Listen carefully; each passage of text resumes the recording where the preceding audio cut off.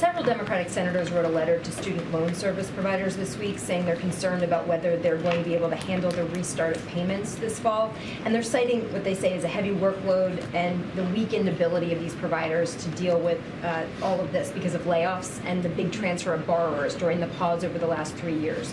Does the administration share those concerns, and has the White House spoken to those senators about what the federal government might be able to do to alleviate some of these problems? So one of the things I can say is, as the pause is going to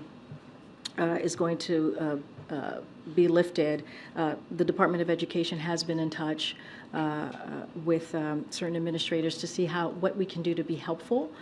Don't have any calls to read out with the two senators that you list out, but it is something that the Department of Education is aware of and wants to make sure that we do this in a smart and effective way. I don't have any details. I would have to refer you to the Department of Education, as certainly they are running this process.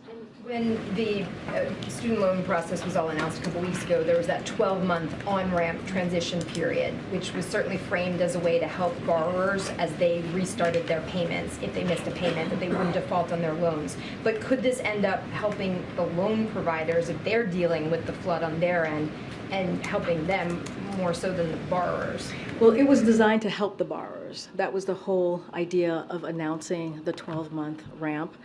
That's what it's designed to do. That's what we want to make sure that we understand, that it's going to take folks a little bit more time, and they do need a little bit of that breathing room. And so we believe that it is going to be beneficial to the borrowers. We believe that it's going to be, it's an option that is certainly needed for many borrowers. So that's how we moved it forward. That's how we're looking at it, and so we believe, again, it's going to be something that the borrowers will benefit from as we're getting them back into this loan process.